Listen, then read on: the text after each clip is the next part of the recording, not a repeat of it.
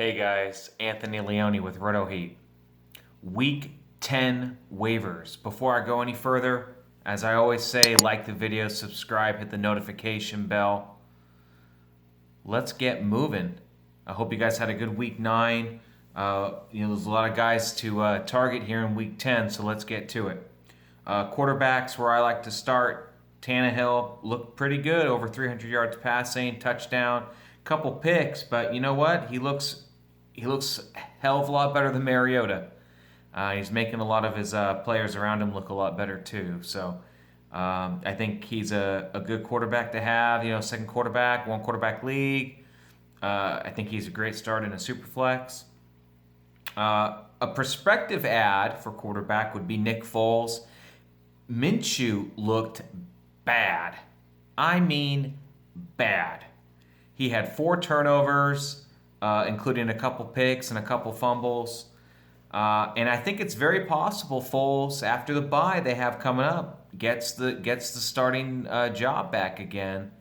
Maybe they want to see how another game goes, but look at the schedule coming up. Indianapolis, Tennessee, Tampa Bay, Chargers, Oakland, Atlanta, Week 16. So I really do think Foles, if you don't have a good quarterback, even in a one-quarterback league, I really do think Foles, if he gets that starting job again, I think he's set up to end the year pretty nicely. So if you have an extra spot in your bench, I think he's someone to add. And then also, this is really only for Superflex leagues, but Brian Hoyer, Brissett got hurt. We don't know how long he's going to be out for.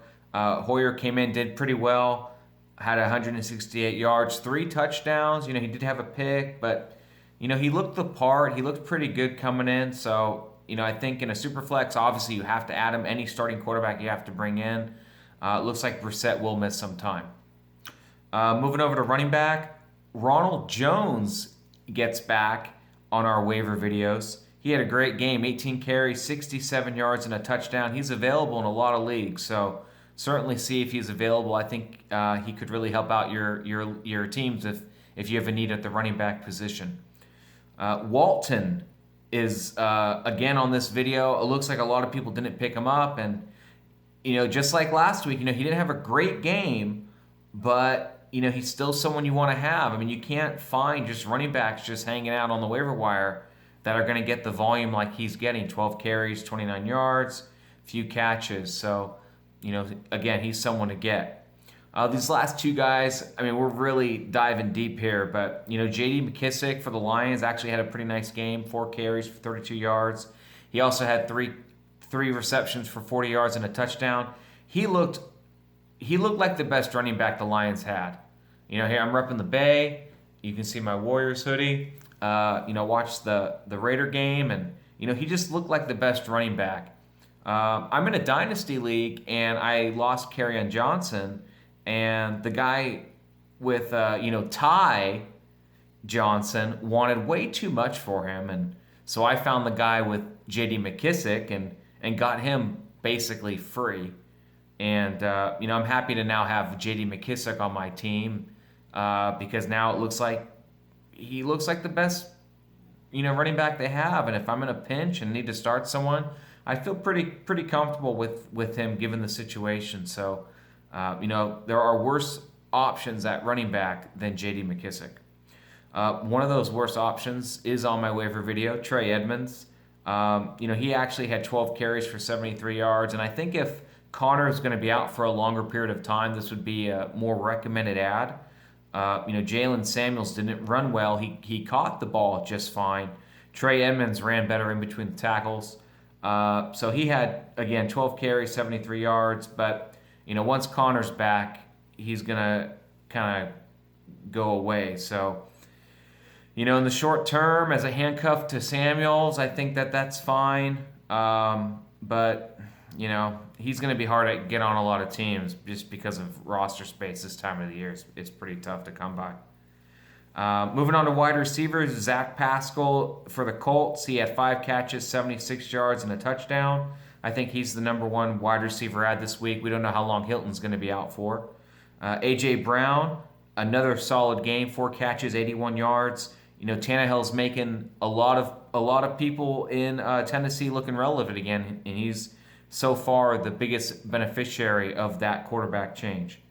Cole Beasley, he only had 2 catches for 13 yards, but he did have a touchdown. That's his 3rd straight game with a touchdown. So he's certainly someone to add if you're hurting at the position. Deebo Samuel, this is kind of more of a prospective ad. He only had 4 catches for 40 yards. He did drop a touchdown pass. And I think he's kind of a sneaky ad this week because, if he would have had that touchdown pass, I think more people would be if he would have caught the ball for the touchdown, I think a lot more people would have been adding him.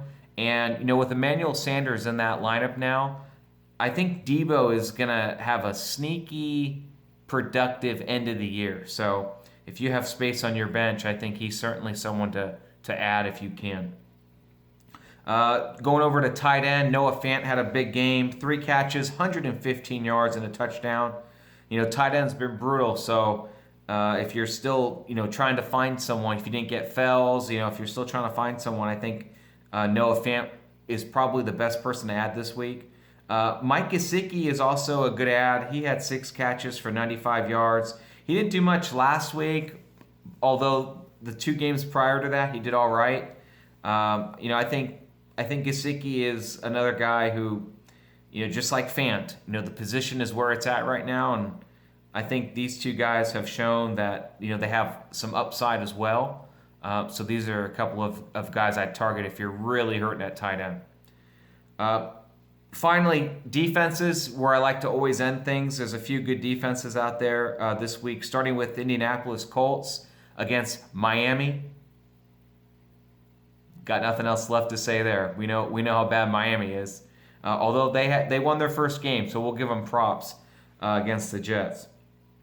Baltimore at Cincinnati. Cincinnati is just a train wreck right now. Arguably the worst team in the league. And Baltimore, if you just watched, I'm filming this Sunday night, Baltimore just kicked the butt out of the Patriots even. So I think they're a great ad if they're on your wire. And then finally, this is if there's, I like to do like deep dives, and the Giants actually have a pretty good matchup against the Jets. Jets have been awful. Giants are going to be available in probably every league you're in. And so if all the other, decent options are gone, I think the Giants are someone to add this week. So good luck on waivers. Like and subscribe. Hit the notification bell. Good luck on waivers, guys. Till next time. Take care.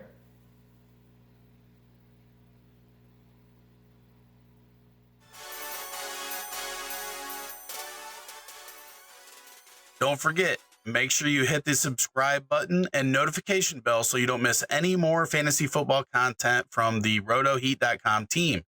Also, right there, playlist. Hit it. Watch the videos. Do it. You want to. Do it.